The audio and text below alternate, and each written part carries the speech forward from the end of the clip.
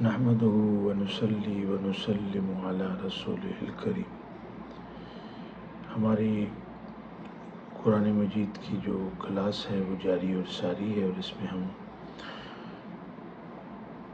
سورہ البقرہ کی ترکیب نحوی اور صرفی کرتے ہیں، اور اس کے بعد اس کی روشنی میں اس کا ترجمہ کیا جاتا ہے۔ آج جو ہمارے سامنے سورہ مبارکہ ہے وہ سورہ البقرہ ہے، اور آیہ مبارکہ ہے 154 154۔ تو اس کو ہم پڑھتے ہیں اور اس کی ترکیب نحوی اور صرفی کرتے ہیں۔ اعوذ باللہ من الشیطان الرجیم، بسم اللہ الرحمن الرحیم۔ وَلَا تَقُولُوا لِمَن يُقْتَلُ فِي سَبِيلِ اللَّهِ أَمْوَاتٌ بَلْ أَحْيَاءٌ وَلَكِن لَّا تَشْعُرُونَ۔ تو آپ دیکھیں کہ اس کی ابتدا ہو رہی ہے واو سے، اور واو ہے عطف کی،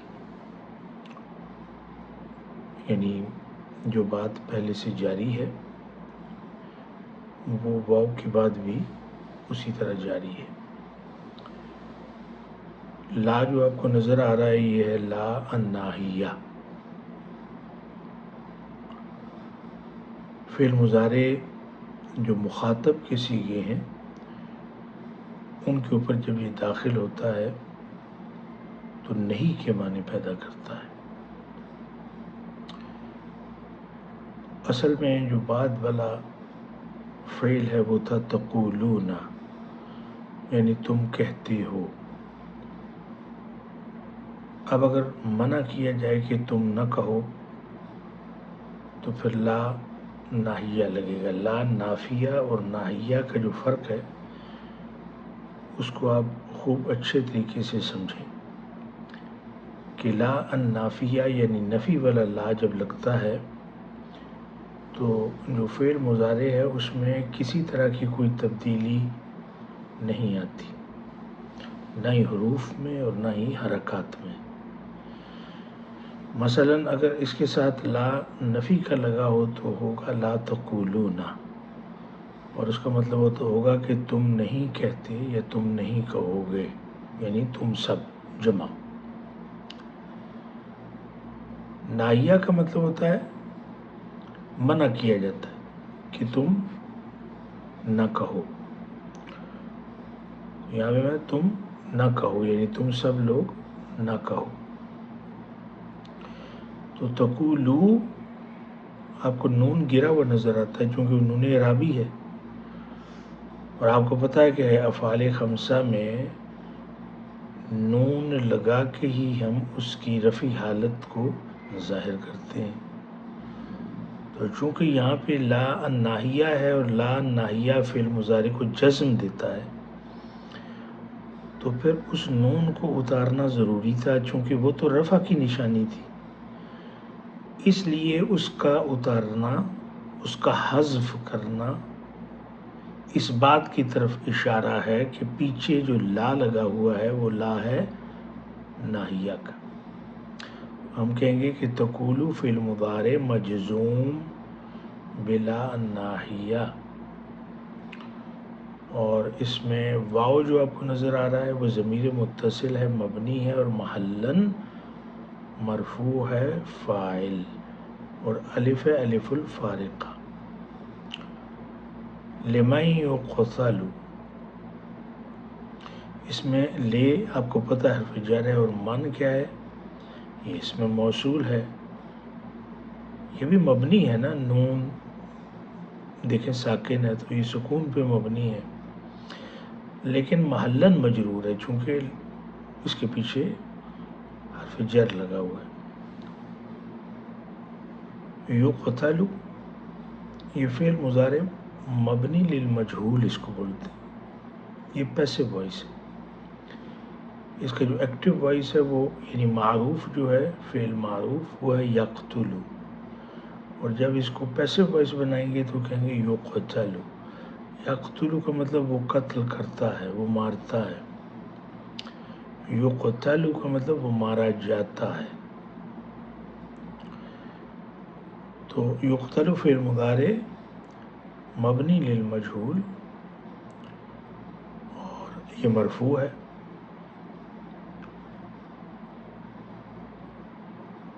اور اس میں نائب الفاعل مستتر ہے اور وہ ہے ہوا، اور یہ یقتل ایک پورا جملہ ہے، اس کو کہیں گے صلۃ الموصول ہے، لا محل لہا من الاعراب۔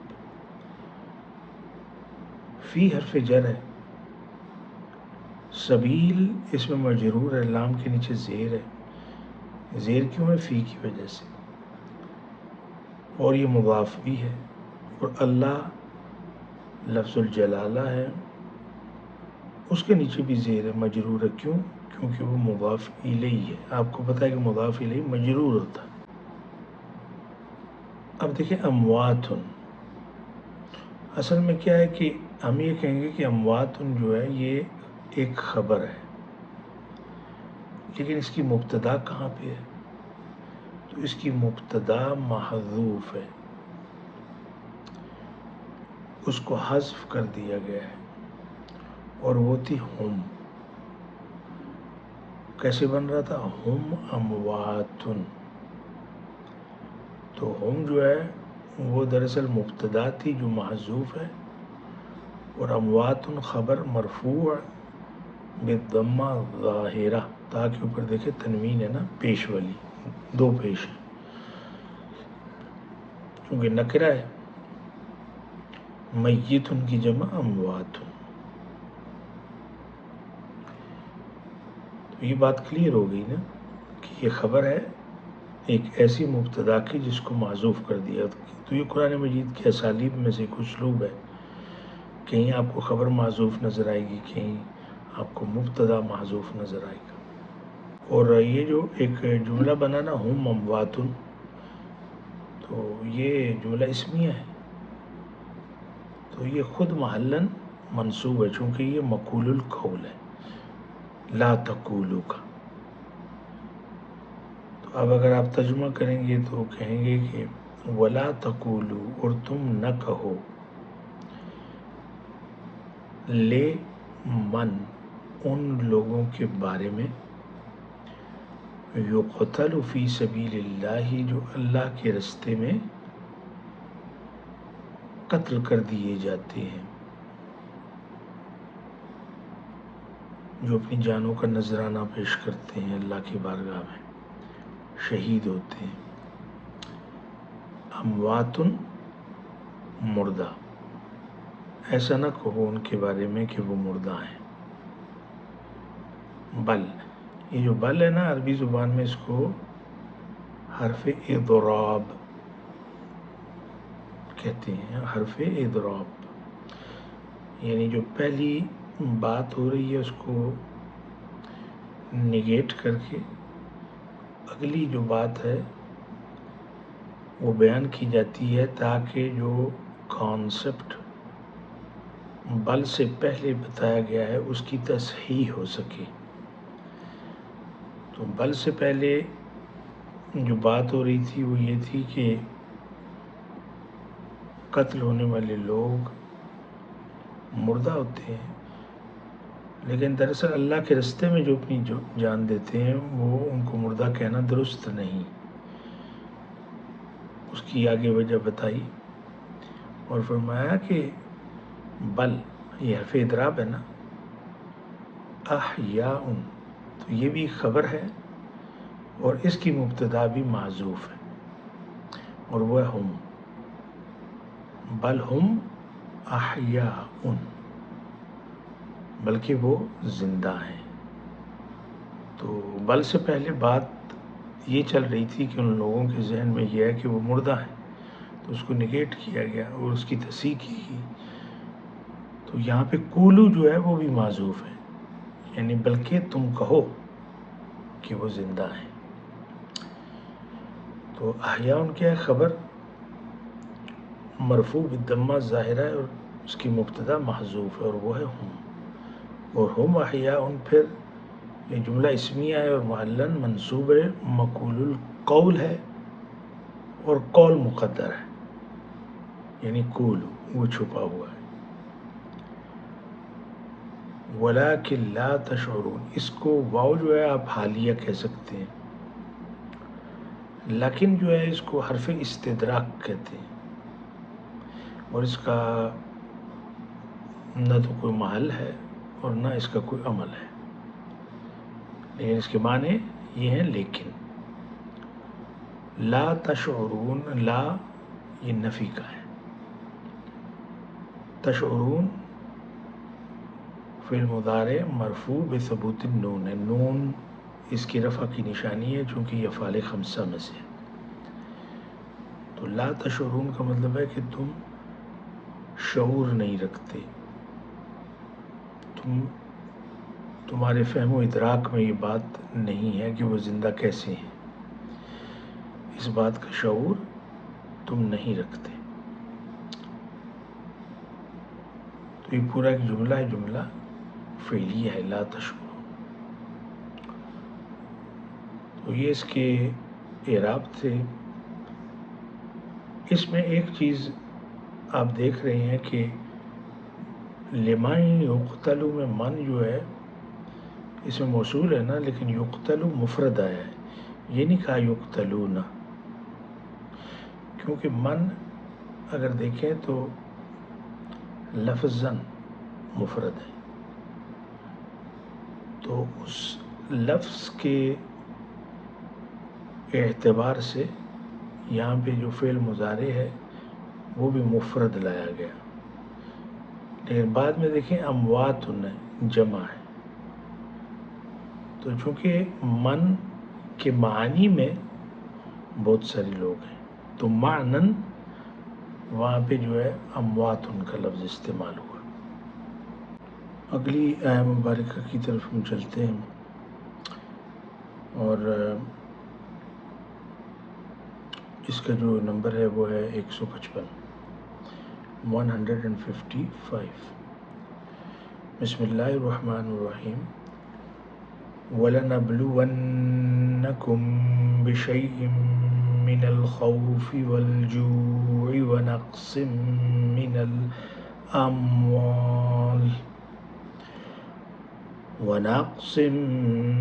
الْأَمْوَالِ وَالْأَنفُسِ وَالثَّمَرَاتِ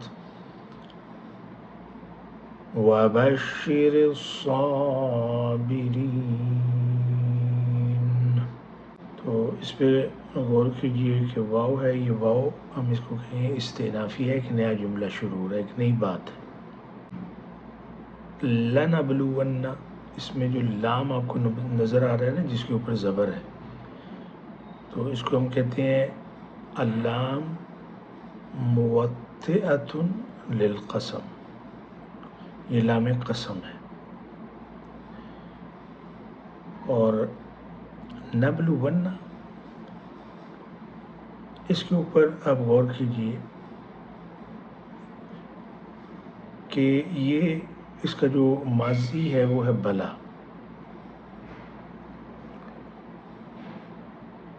اور یہ نبلون کیا ہے؟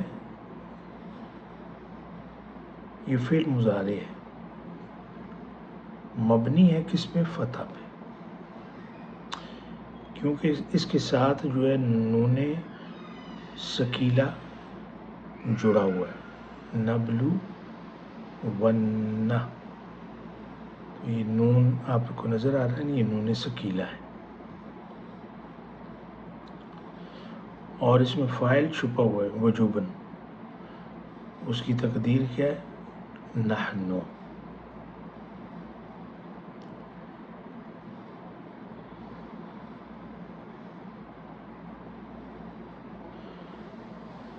ثلاثی مجرد اس کا کیا ہوگا؟ بلا یبلو،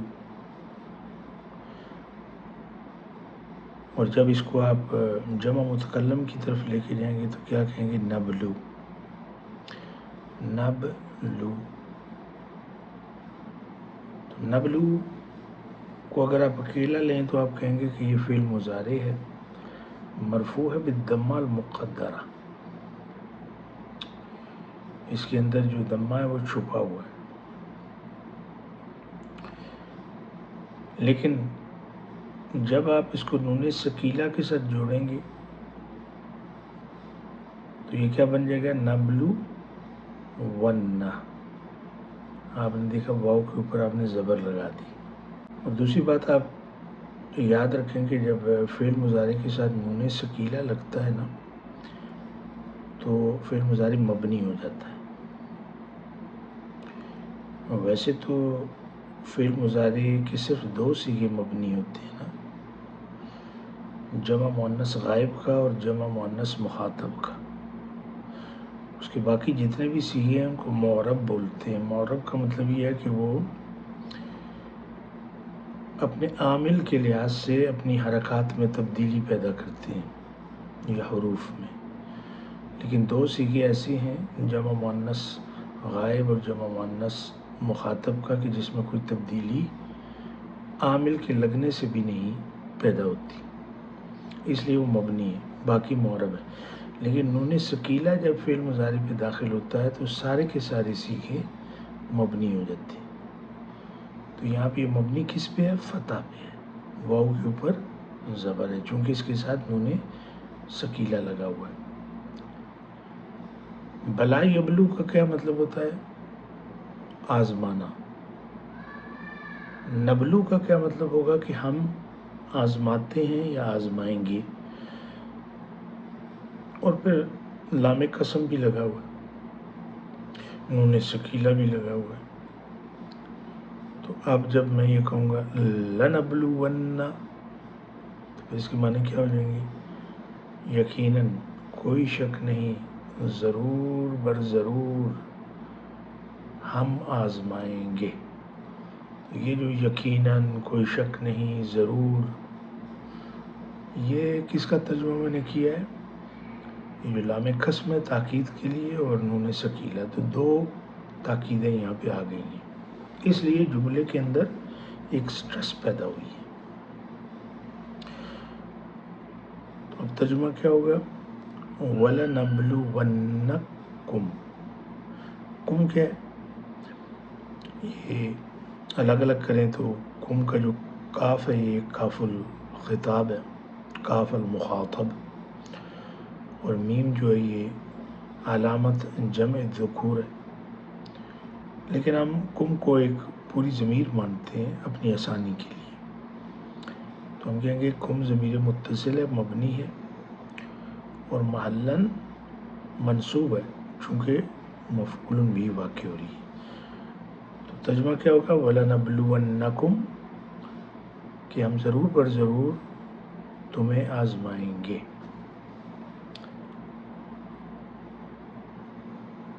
بِشَيْءٍ، بے حرف جر ہے، شیئن اس میں مجرور بالکسرہ ظاہر ہے۔ ہم ضرور بر ضرور تمہیں آزمائیں گے ایک چیز کے ساتھ، بِشَيْءٍ، ایک چیز کے ساتھ۔ من الخوف، من حرف جر ہے، الخوف اس میں مجرور بالکسرہ ظاہر ہے۔ یہ جو من ہے یہ بیانیہ ہے، یعنی یہ جو چیز کہی ہے نا کہ ہم تمہیں ضرور بر ضرور ایک چیز کے ساتھ آزمائیں گے، وہ چیز کیا ہے؟ یہ وہ من ہے، یہ اس کو بیان کر رہا ہے۔ وہ چیز ہے خوف۔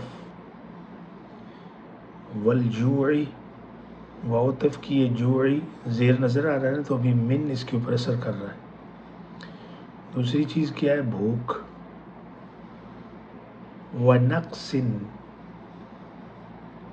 یہ بھی واو تفکیہ نقص، نقصان کو کہتے ہیں، کمی۔ من حرف جر ہے، الاموال مال کی جمع ہے اور مجرور لام کے نیچے زیر نظر آ رہی ہے۔ مال میں کمی کر کے۔ والانفس، واو پھر عطف کی ہے، نفس کی جمع ہے انفس، یعنی نفس کس کو کہتے ہیں؟ جان کو، اور اس کی جمع ہے انفس یعنی جانیں، جانوں میں کمی کر کے یعنی جان لے کر. والثمراتی واو کیا ہے؟ عطف ہے. ثمرات ثمرتن کی جمع ثمرات پھل، کھیتیں، کھلیان، رزق، یہ اس کی طرف اشارہ ہے. جو کچھ ہم کھاتے پیتے ہیں وہ ثمرات ہے. تو اس کے نیچے آپ کو زیر نظر آ رہی ہے نا، جمع، یہ جمع مؤنث ہے، جمع مؤنث سالم، اور اس میں جر کی نشانی تو زیر ہوتی ہے اور نصب کی زیر ہوتی ہے. وَبَشِّرِ الصَّابِرِينَ، اس میں واو کیا ہے؟ واو عطف ہے. ابھی بشر جو ہے یہ بشر یبشر تبشیر اس کا مصدر ہے، باب تفعیل میں سے.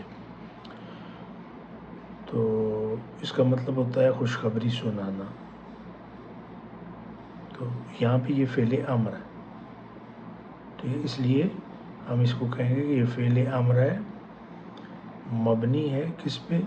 سکون پہ. را ساکن ہے، را مکسورہ التقاء ساکنین کی وجہ سے. اور اس میں جو فاعل ہے وہ مستتر ہے وجوباً، اور وہ ہے انت. اور خوشخبری سنا دیجئے، حضور کی طرف خطاب ہے، اور آپ خوشخبری سنا دیجئے الصابرین، صبر کرنے والوں کو. صابر کی جمع مذکر سالم ہے، صابرون صابرین. تو آپ کو پتہ ہے کہ یہاں پہ صابرین منصوب ہے، منصوب کس سے؟ یا کے ساتھ. را کے بعد ان نون سے پہلے آپ دیکھیں یا آپ کو نظر آ رہا ہے، تو یہ یا کی وجہ سے یہاں پہ یا علامت ہے یہاں پہ نصب کی، کیونکہ یہ مفعول بہ واقع ہو رہا ہے. وَبَشِّرِ الصَّابِرِينَ، اور صبر کرنے والوں کو خوشخبری سنا دیجئے. اس کے ساتھ ہی اگلی آیت مبارکہ ہے الذین اذا اصابتهم مصیبۃ قالوا انا للہ وَإِنَّ إِلَيْهِ راجعون. اب اس میں جو الذین ہے، الذین، یہ آپ کو پتہ ہے کہ اس میں موصول ہے اور یہ مبنی ہوتا ہے فتح پہ، نون کے اوپر زبر نظر آ رہی ہے. جب ہم کہتے ہیں فتح پہ مبنی ہے تو اس کی شکل ایسی ہی رہتی ہے. اور یہ نعت واقع ہو رہا ہے، صفت واقع ہو رہا ہے صابرین کی. تو اس کا مطلب یہ پتہ چلا کہ صابرین موصوف بھی تھا. تو اگر یہ اس کی صفت واقع ہو رہا ہے تو یہ محلن کیا ہوگا؟ منصوب ہوگا نا، چونکہ موصوف حالت نصبی میں ہے. تو الذین کیا ہوگا؟ محلن منصوب ہوگا. محلن اس لیے کہا کہ چونکہ مبنی ہے. جتنے بھی کلمات مبنی ہوتے ہیں وہ محلن یا تو منصوب ہوتے ہیں یا مرفوع ہوتے ہیں یا مجرور ہوتے ہیں، لیکن محلن ہوتے ہیں. تو یہ نعت ہے، صفت ہے صابرین کی. اذا یہ ظرفیہ ہے، شرطیہ ہے، غیر جازمہ ہے. اس کو ہم کہتے ہیں ظرف لما یستقبل من الزمن. اصابتہم، تو یہ جو اصابت ہے یہ فعل ماضی ہے، مبنی علی الفتح ہے، با کے اوپر زبر ہے. اور اس کے ساتھ جو تا آپ کو نظر آ رہی ہے اس کو تا التانیث کہتے ہیں. یہ مؤنث کی علامت ہے، یہ فاعل نہیں ہے. اس لیے ہم کہتے ہیں لا محل لہا من الاعراب. اعراب میں اس کی کوئی جگہ نہیں ہے، چونکہ کوئی واقع نہیں ہو رہا نا، فاعل تو نہیں بن رہا. فاعل تو اس کے اندر مستتر ہے اور وہ ہی ہے اگر اکیلے میں ہو، لیکن یہاں پہ اس کا جو فاعل ہے وہ بعد میں آئے گا. ہم کیا ہے؟ ضمیر متصل ہے، مبنی ہے اور محلن منصوب ہے چونکہ یہ مفعول بہ ہے. مصیبۃ یہ فاعل ہے اصابت کا، فاعل مرفوع بالضمہ الظاہرہ، یعنی جب ان پر کوئی مصیبت آتی ہے۔ اصاب یصیب کا مطلب ہوتا ہے ہٹ کرنا، ضرب لگانا، یعنی جب کوئی مصیبت ان کو ہٹ کرتی ہے، ان پہ آتی ہے۔ اور دوسرا یہ ہے کہ یہ جو اصابت ہم ہے، مصیبت بھی ایک پورا جملہ ہے،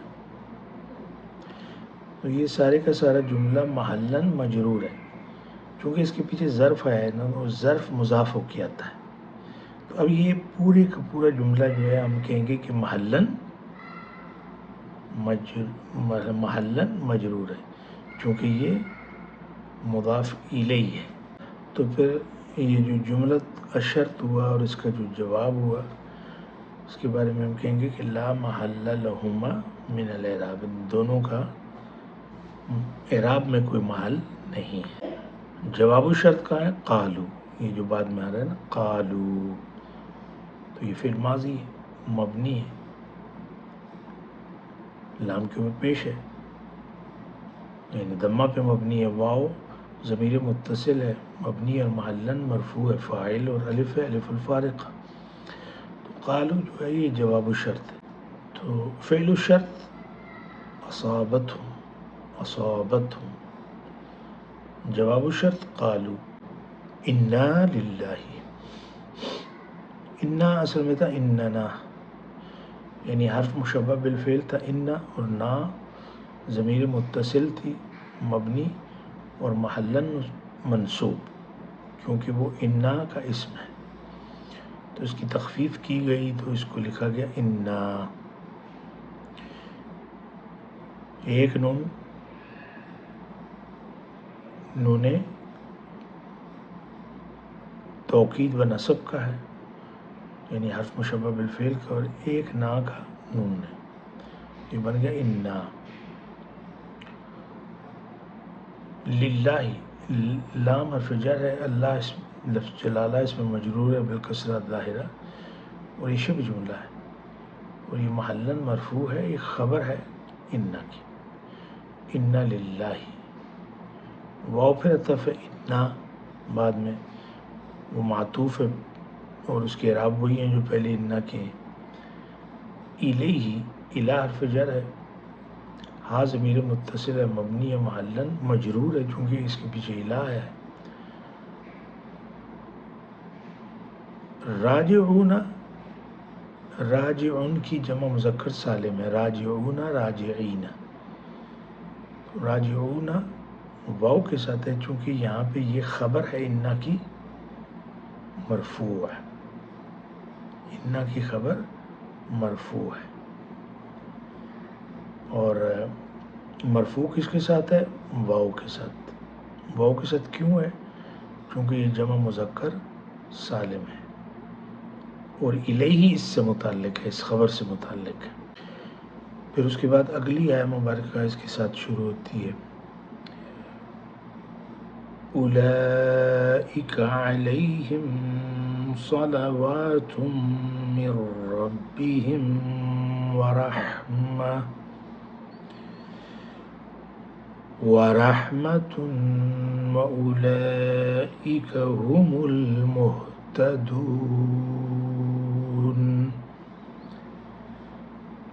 یہ آیت تھی 157، 157۔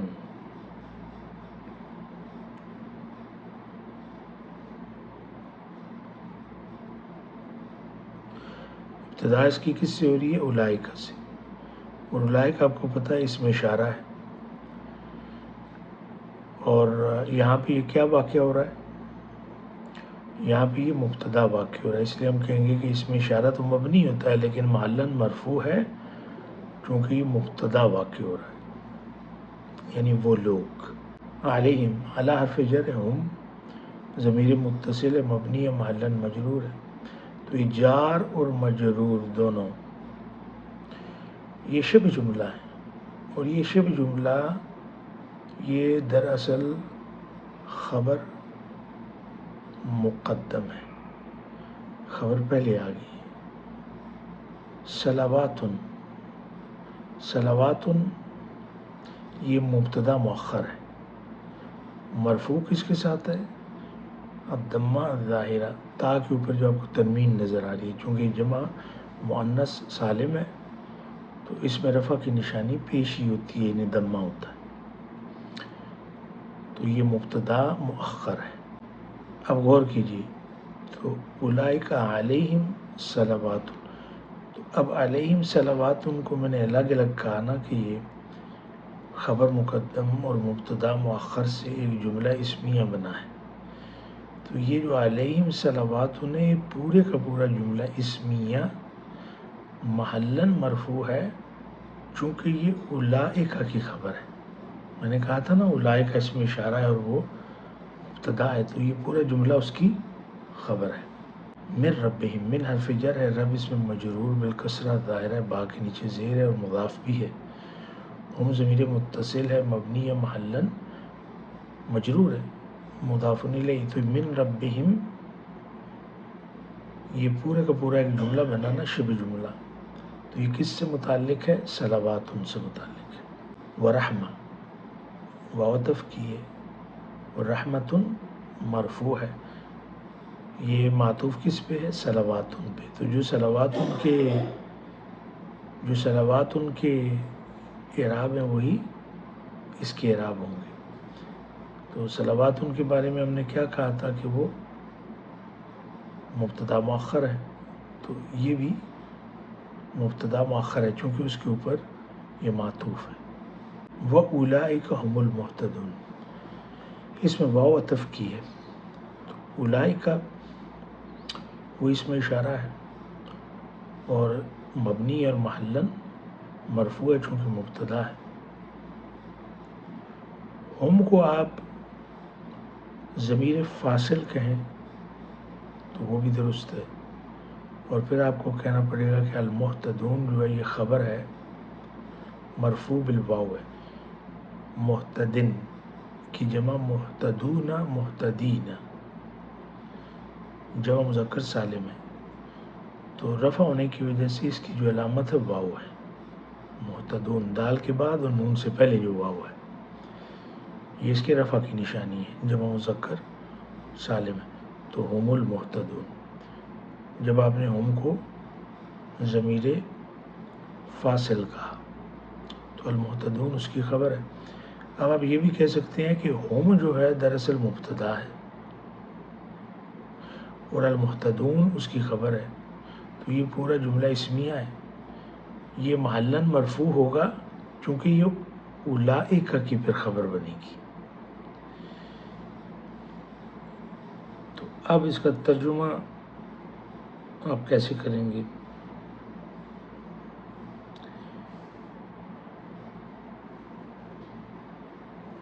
ابتدا سے کرتے ہیں، وَلَنَبْلُوَنَّكُمْ، ہم ضرور بر ضرور تمہیں آزمائیں گے، بِشَیْءٍ ایک چیز کے ساتھ، من الخوف وہ ہے خوف، والجوع بھوک، ونقص من الاموال والانفس جانوں میں اور مال میں کمی کر کے، والثمرات اور کھانے پینے کی چیزوں میں کمی کر کے، وبشر الصابرین اور خوشخبری سنا دو صبر کرنے والوں کو، یعنی جو اس آزمائش میں صبر کریں گے۔ الذین، یہ صابرین کون سے ہیں؟ یہ وہ لوگ ہیں اذا اصابتہم مصیبہ، جب ان کے اوپر کوئی مصیبت آتی ہے، قالوا تو یہ کہتے ہیں انا للہ، ہم تو اللہ کے لیے ہیں، اللہ ہمارا مالک ہے، ہماری جو باغ ڈور ہے وہ اللہ کے ہاتھ میں ہے، ہمارا مالک اللہ ہے، وَإِنَّ إِلَيْهِ راجعون، اور اسی کی طرف ہم لوٹ کر جائیں گے۔ تو اس کا مفہوم یہ ہے کہ اللہ تعالیٰ اہل ایمان کو لازماً آزماتا ہے تاکہ ان کی عزم، اخلاص اور ان کی صلاحیتیں نکھر کر سامنے آئیں اور حق و باطل میں امتیاز ہو۔ یہ آزمائشیں خوف، بھوک، مال و جان کے نقصان اور پھلوں کی کمی کی شکل میں آئیں گی۔ مگر یہ سب محدود ہوں گی اور مومن کا حوصلہ پست کرنے کے لیے نہیں بلکہ مضبوط بنانے کے لیے ہوں گی۔ جو لوگ ان مشکلات میں بھی ثابت قدم رہیں ان کے لیے دنیا میں اللہ کی مدد اور فتح کی خوشخبری ہے اور آخرت میں جنت اور دائمی کامیابی ان کا انعام ہے۔ پھر فرمایا کہ صابرین وہ ہیں جو مصیبت میں بد دل نہیں ہوتے بلکہ عزم و حوصلے سے ڈٹے رہتے ہیں۔ ان کا ایمان یہ ہے کہ ہم اللہ کے ہیں اور اسی کی طرف لوٹنے والے ہیں۔ یہ عقیدہ انہیں ہر آزمائش میں مضبوط رکھتا ہے اور یہی ان کی ڈھال ہے جس سے وہ ہر مصیبت کا مقابلہ کر لیتے ہیں، حتیٰ کہ اللہ کی راہ میں جان بھی قربان کر دیتے ہیں۔ تو یہ ان آیات مبارکہ کا مفہوم تھا، اس پہ ہم اکتفا کرتے ہیں۔ انشاءاللہ اگلے سیشن میں اگلی آیات کے ساتھ حاضر ہوں گے۔ وما علینا الا البلاغ۔